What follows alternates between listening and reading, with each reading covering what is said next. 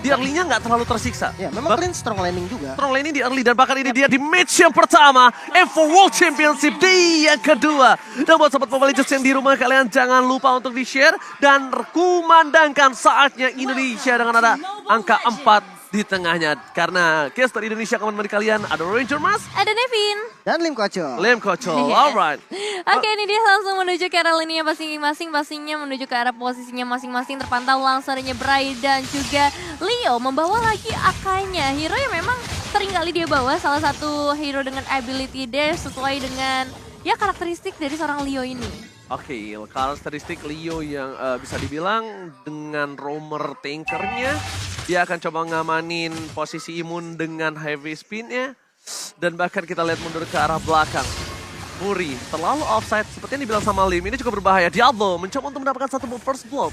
Terlalu dalam nampaknya, dan mungkin lebih memilih untuk mundur ya. Dan ini yang kita bilang tadi, agresivitas tipikal dari Southeast Asia, Lim ya. Ya, RSGSG, clear bareng langsung jalan dari midnya. Ini tipikal Southeast Asia banget. Dan menurut gue menjadi rugi karena memang Lolitanya tidak babysitter ke arah gold lane-nya. Gado dibiarkan sendirian dan akhirnya apa? Baby Cakes yang akan bisa farming untuk dapetin item yang dia mau. Oke. Tidak ada invasi terlalu agresif di arah top lane. Leo masih coba untuk mengamankan dari jungle terlebih dahulu. Karena dari segi level, Leo udah cukup untuk menumbangkan Baby Cakes. Ingat, dia purify. Ini tandanya dari seorang Kadita tidak bisa langsung melakukan instant pick off terhadap seorang Cloud di depan sana. Mundur ke arah belakang, Fury mencoba dipaksa, flicker telah dikeluarkan dan sabar banget dari seorang Maro untuk coba all in dengan Petrify-nya, David. Iya, benar-benar sabar kali ini, nggak mau mengambil resiko yang terlalu besar karena seperti yang kita bahas tadi, early dan mid game itu bakal jadi momen-momen yang krusial banget yang menentukan juga nanti di late game seperti apa. Tapi di sisi lain kita udah melihat di bagian bawah adanya seorang Bray yang bakal terjebak, tapi malahan Bray yang berhasil mendapatkan first blood by Infinix. Decimate is on point. Itulah kekurangan dari seorang Akai. Dia dengan heavy spin nggak bisa instant kill, sedangkan dari seorang Martis instant kill sangat bisa didapatkan. Tapi instant kill didapatkan bukan berarti mid to the late game-nya dia akan sustain. Itu problem utamanya. Jadi dari kedua belah jungler tim mereka mempunyai plus and minus. Yes.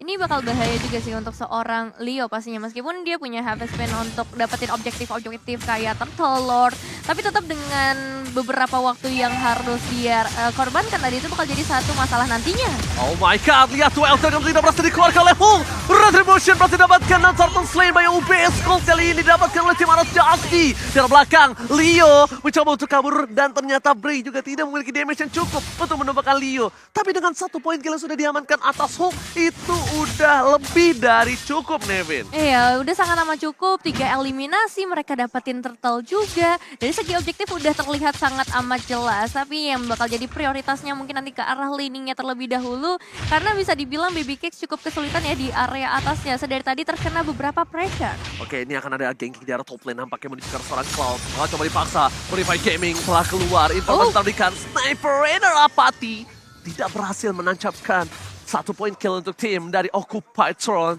Tapi di arah top lane mereka tidak mau tinggal diam. Ini akan ada invasi ke arah gold lane yang akan coba dipaksakan. Melihat 3 player yang menunggu di arah top lane, kalau dia nggak dapetin satu poin kill saja, ini udah waktu yang terbuang sangat banyak dan rugi. Ingat, duit bisa dicari, waktu tidak bisa dikembalikan. Karena waktu sudah terlewat, tapi kali ini mereka memilih untuk mundur. Bukan begitu, Lim?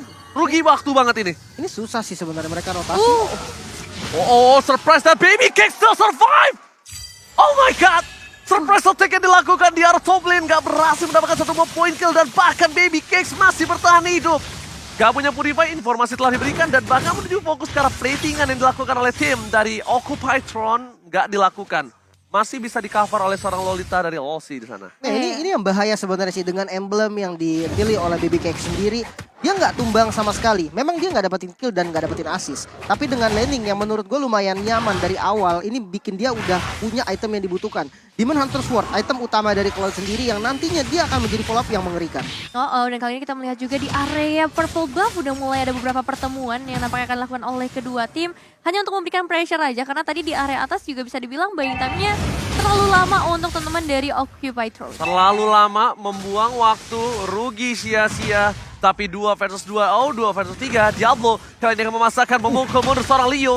Heavy spin bakal coba dipaksa dikeluarkan, tapi bukan itu mau yang dari tim Occupied Throne. dia mau lebih. Tapi sayangnya, Heart of Lane by UBS Gold lagi-lagi diamankan RSG. Makin jauh gold yang terpaut antara RSG SG dan juga tim Occupatron. Ini bahaya sih, 2 kali turtle diamankan oleh RSG sendiri dengan perbedaan gold yang sebenarnya memang nggak terlalu jauh. Tapi untuk asuransi late game, Cloud ini strong banget. Dia bisa jam langsung front to back, ditambah backupnya di mana ada 3 total frontliner yang bisa banget nih jadi badannya RSG sendiri. Mungkin rotasi ke arah gold lane adalah solusi untuk Occupatron sendiri. Iya benar, aku setuju banget. Dan kalau bisa secara tidak langsung kalau mereka pun mau memaksakan dengan item yang mereka miliki sekarang itu masih oke. Kenapa? Karena udah mulai memasuki menit 10, itu yang ada. Mereka ketika ganking ke arah gold lane itu menjadi petaka. Bisa dibalikan kembali keadaannya. Udah punya Demon Hunter Sword, menuju ke arah Corosine, mungkin nantinya Golden Staff. Atau dia punya Purify. Dia nggak bakal bisa digengking dengan gampang. Banyak banget sword skill yang akan kebuang dengan sia-sia dengan hanya butuh 1 Cloud. Lihat, all in terhadap seorang Lolita bakal coba dipasangkan heavy speed depan sana, tapi lihat Blessing Sweet kali ini tidak berhasil didapatkan. 1 point kill, Decimated short point masih bisa selamatkan dengan Ocean Breath. Dan Pri, where are you going? Terlalu memaksakan mundur ke arah belakang, dijepit. Gak bisa pulang sama sekali, gak ada perlindungan. Dan bahkan tim dari Occupatron, mereka tidak ada yang ditumbangkan dengan kerugian tim fight yang sebenarnya dipegang oleh RSG. Wah, ini Bray juga benar-benar menolak untuk pulang ya. Masih mencoba dan bahkan kali ini 5-on-5 akhirnya berhasil mendapatkan keuntungan buat RSG yang tadinya emang mereka di press. Mereka bakal coba untuk dapetin ke arah Baby Cakes ya. Tapi ketika Occupatron 4 pemain mereka ditahan di 1 outer turret, itu bakal jadi hal yang berbeda. Apalagi kali ini Gado juga harus hilang kembali ke arah base-nya. Wow, dan tambah lagi kita melihat juga dari Woman Version kali ini. Tapi harusnya dari seorang Maro masih bisa melarikan diri. Ada 1 down lane juga yang akan langsung di bersama seorang Leo memberikan satu pressure. Down yang sangat baik didapatkan oleh seorang Leo. Counter yang dilakukan terlalu lama. RSG sudah mendapatkan keuntungan dari seorang Gado. Tapi mereka masih mau lebih, mereka masih mau Maro. Sedangkan Maro ini masih bisa memiliki 1 buah imunitas untuk bisa menghindari real world manipulation. Sebenarnya kalau Gado tadi udah didapatkan, menurut aku mereka reset, mereka dorong tengahnya, mereka dapetin turtle-nya lagi. Karena dari sisi dari offlaner mereka menang unggul banget. Dan kemungkinan besar Diablo akan datang dengan tim fight 4 versus 5. Membuat Hook masih harus coba clearing minion terlebih dahulu. Retribution akan didapatkan oleh seorang Bray tanpa ada kontes sama sekali. Dan bahkan dia nggak usah pakai 1 buah Retribution by UBS Gold. Di sisi top lane, Cloud Editor terlalu dominasi. 2 point kill telah didapatkan oleh para pemain dari tim RSG. Cloud udah nggak bisa dibendung, terlalu bebas di early game membuat dia perkasa di arah mid game, Nevin. Iya, memang tadi ada beberapa mistake juga yang dilakukan oleh RSG, tapi pada akhirnya di momen-momen mereka mendapatkan turtle, zoning outnya berjalan dengan sangat amat baik. Dan kali ini juga Baby Cakes-nya dikasih space yang begitu besar, malahan untuk area mid lane-nya Occupatron. Mereka bakal coba untuk menyatukan nampaknya kemampuan mereka, karena dari tadi mereka mencoba untuk bermain dengan 4-1 ya. Yes, bener banget. Bray masa masuk mendapatkan 1 buah purple buff. Diablo di garis depan, terlalu strong. Langsung well taken dengan all in menuju garis depan. Diablo tidak bisa disumbangkan. Diablo too strong. Heavy spin bahkan harus dikeluarkan membuat seorang Diablo kali ini terperangkap di dalam turret. Hilang dengan all in yang mereka miliki. Dan ini kesempatan untuk para pemain dari tim RSG untuk mendapatkan 1 buah turret jarak mid lane. Apakah mereka mampu? Apakah mereka berani? Apakah mereka akan membuat kematian dari Diablo ini tidak sia-sia? Tapi nampaknya para pemain dari tim Occupatron berhasil clearing ini dengan cukup cepat dan membuat kematian Diablo itu menjadi sia-sia. Iya, padahal udah ada 5 ultimate yang harus dikeluarkan oleh Occupatron hanya untuk menumbuhkan seorang Diablo. Yang dimana sebenarnya itu hal yang sangat amat baik buat RSG. Cuman sayangnya gak ada minion wave lagi yang tersisa, mereka juga gak bisa nge-invade terlalu jauh. Dari teman-teman Occupy juga, mereka bisa ngejaga posisinya di belakang outer mid turret. Wow, secara tidak langsung Lim, aku lihat Maro ini menjadi salah satu titik turning back dari tim Occupatron. Jujur untuk ngambil turret tuh susah banget sih dari RSG. Mereka dari Occupy dia punya Beatrix, dia punya Xavier yang barang-barang ulti aja tuh udah langsung habis minionnya. Itu bakal berat. Oke, all in terhadap Losi kembali. Nggak tahu mengapa beberapa kali aku melihat permainan di M4 mereka lebih all in terhadap tanker atau apapun yang akan coba dibarter di depan sana. Tapi entah mengapa itu terjadi ketika tim yang melakukan hal itu, mereka kalah. Karena mereka terlalu all in, terlalu fokus terhadap apa yang ada di depan. Mereka nggak objektif menuju ke arah core-nya. Dan itu yang membuat kemarin kekalahan di match yang pertama antara Blacklist. Dan kali ini mereka juga bakal menuju ke arah Lord nampaknya. Masih cukup menjadi pertimbangan pastinya apakah mereka harus mengamankan ke arah tankernya terlebih dahulu atau beberapa hero yang emang menjadi bahaya sih dari tadi. Ini mulai fokus sih ke arah belakang dan ini dia Maro. Itu udah target yang benar 505 no Purify Gaming. Udah benar blastnya gak dapetin siapa-siapa. Leo satu buah heavy spin belum dikeluarkan. Brady di garis depan. Hulk mencoba untuk menghindari damage setelah diberikan tapi lihat Flicker dikeluarkan. Satu buah point kill atas seorang Cloud dan Kado. Ini bakal coba menjadi salah satu distraction dan ternyata Retribution is on point. Didapatkan Brady dan tentunya Lost Lane by Best Gold didapatkan oleh tim Maras GSG. Full dominasi dengan leading dari Gold, leading dari Point, leading dari Lord yang tidak bisa dihantam oleh Occupied Throne yang terlalu ragu-ragu. Sebenarnya agak susah sih tadi memang untuk dikontes juga. Mengingat adanya Akai dari Leo nih. Heavy spin dibuka untuk ngelempar teman-teman dari RSG ke arah belakang. Follow up damage-nya semuanya ada di depan. Jadi heavy spin-nya tadi kayak kesannya kayak nggak berguna banget. Dengan adanya dua member yang diikutin tadi dengan heavy spin belakang dan tidak bisa di-kill sama sekali. Membuat pertempurannya hanya jadi kebagi dua doang. Source damage-nya nggak cukup dan akhirnya Lord-nya bisa diamankan. Sebenarnya agak free sih tadi bisa dibilang. Ragu. Kalau dia mau all in. Dan bahkan dia malah jadi terpick off. Dan Baby Cat sudah all in tadi ke arah belakang dan dia tidak punya full revive. Ini akan menjadi keuntungan sih kalau Occupied Throne bisa lihat celahnya. Tapi lihat Maro mencoba all in ke arah belakang tapi di cancel begitu saja. No rope wave-nya tidak berhasil keluar dan tidak berhasil mendapatkan 505. Padahal itu adalah momentum yang sangat dia butuhkan. Menuju ke arah depan mencoba untuk mendapatkan satu buah clear minion dari top lane. Leo mencoba menutup pergerakan dari seorang Baby Cakes tapi terlalu sakit. Best turret pasifnya pecah dan bahkan dipaksakan. Di bawah menit 12 berhasil mendapatkan satu buah turret. Tadi sebenarnya momentum yang didapatkan Maro itu udah tepat tapi sayangnya di cancelin Nevin. Wah, ini menjadi satu kerugian yang cukup besar ya buat Occupied Throne. Sejauh ini mereka hanya tersisa 4 pemain, memang sudah kembali untuk seorang Maro. Tapi dengan spesial luas ini, Aras JJ itu benar-benar bisa ngacak-ngacak banget. Perbedaan goldnya udah sampai ke arah 8.600. Dan dari segi purple buff, orange buff, ini udah jelas banget bisa diamankan oleh Aras G. Ya, Aras G dominasi lagi di arah satu buah jungle di arah bawah dibikin sama sekali dari Occupied Throne nggak bisa farming. Gado-gado tertinggal jauh. 3 point kill tadi diamankan. Hulk yang membuat dirinya full tank bahkan nggak bisa masuk nih Lim. Ya ini susah sih sebenarnya untuk Oti sendiri karena dia akan hanya bisa nunggu dalam base-nya, nyari blunder karena semua vision-nya juga udah terkunci. Bahkan mereka untuk ngambil satu wave minion yang ada di top lane aja itu resikonya tinggi banget. Langsung ditabrak karena udah muncul di arah top lane-nya. Oke, mundur ke arah belakang. Bray mau di all in, kita tahu dia hybrid sekarang dengan damage yang tidak bisa masuk dengan maksimal. Membuat Bray ini kayaknya bukan menjadi target utama Nevin. Iya, kali ini bukan jadi target utama ya. Cuman aku lebih worry karena seorang Baby Cakes ya. Sejujurnya dari tadi ketika fightnya terpecah, ini Baby Cakes yang ngasih turning back point-nya. Baby Cakes yang ngasih eliminasi penting untuk RSG. Dan sejauh ini Occupied Throne memang salah satu cara yang harus mereka lakukan ya mau nggak mau untuk memberikan split push ke arah manajemen wave minionnya seperti yang tadi dilakukan oleh seorang Gado dan juga Leo. Dan kali ini Lord Camp by UBS Gold sudah mulai hadir, sudah mulai muncul juga dan akan memberikan tanda berarti sebentar lagi akan ada kontes nampaknya yang terjadi dari kedua tim. Lord Camp by UBS Gold ini akan menjadi salah satu camp yang menyerukan sekali. Jujur kalau aku jadi OT aku bakal lepas Lordnya. Iya, aku juga akan lepas Lordnya. Ini Lord 12, kita punya high ground defensif dan kalau kita all in di sini kita akan tumbang. Jadi kalau menurut aku mending clear bawah, dapetin dulu objektifnya. Karena kalau misalnya Lord sudah didapatkan oleh RSG by UBS Gold, ya kita bisa apa Lim? Ini susah sih sebenarnya ya. Kalau misalkan kita hitung dari high ground defense ya, dia punya Beatrix, dia punya Savior. Tapi jangan lupakan Cloud yang udah punya item. Apalagi itemnya kali ini udah ada Wind of Nature. Dia anti Beatrix, susah banget untuk dilawan. Oke, jangan terlalu depan. Hulk adalah salah satu orang yang dibutuhkan untuk melakukan The Way of Dragon atau memaksa ke arah Purify. Tinggal pilih Purify ke arah Leo yang trigger atau dari seorang Chow-nya. Dan dari segi item, ini Cloud-nya udah benar-benar respect dengan damage yang diberikan oleh seorang Kadita dan juga Xavier. Dia mau menuju ke arah Athena harusnya.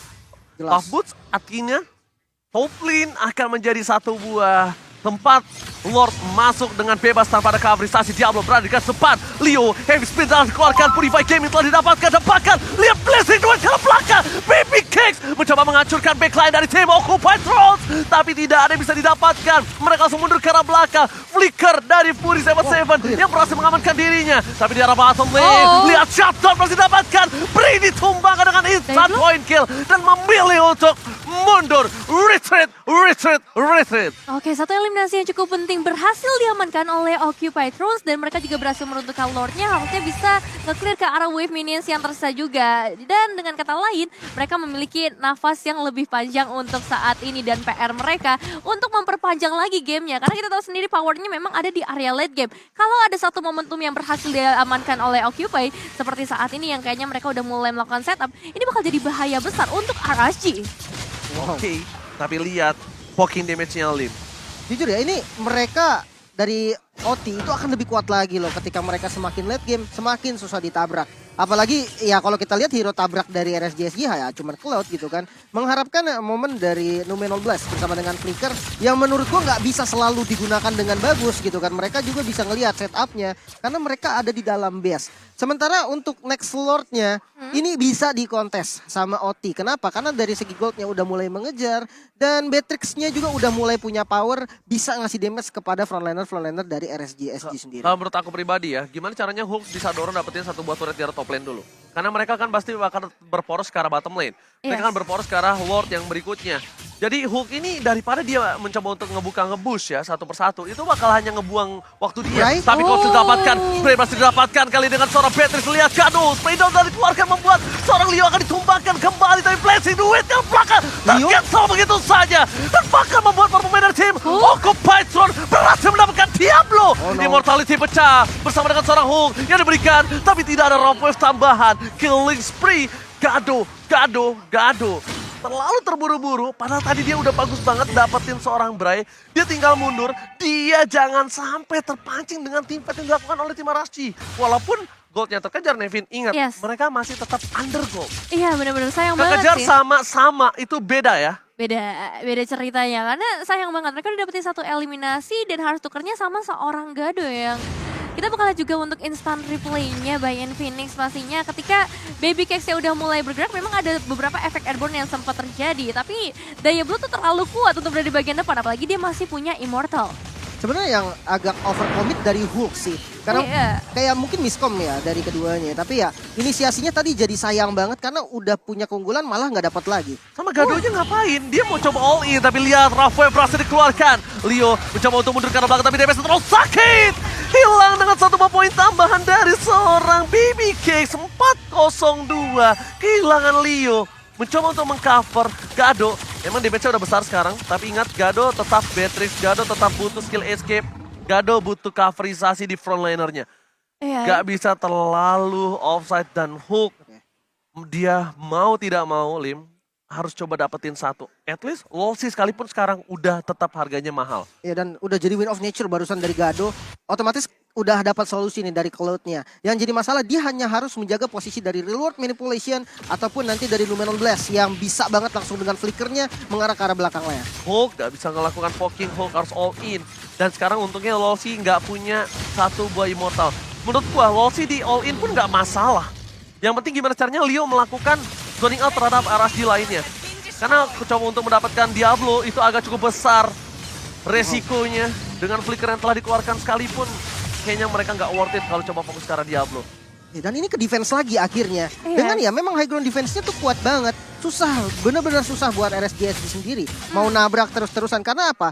Ada Leo yang selalu menjadi counter setup, yang selalu siap untuk makan siapapun. Dan sebenarnya gue setuju sama yang Oji bilang, Lolsi pun nggak apa-apa kalau mau dimakan. Yang penting OT kali ini memiliki keuntungan dari segi jumlah. Mereka udah nggak terlalu fokus lagi untuk item karena semuanya udah full juga. Oke, Nomen Players bakal di cover dan kali ini lihat Baby Cakes.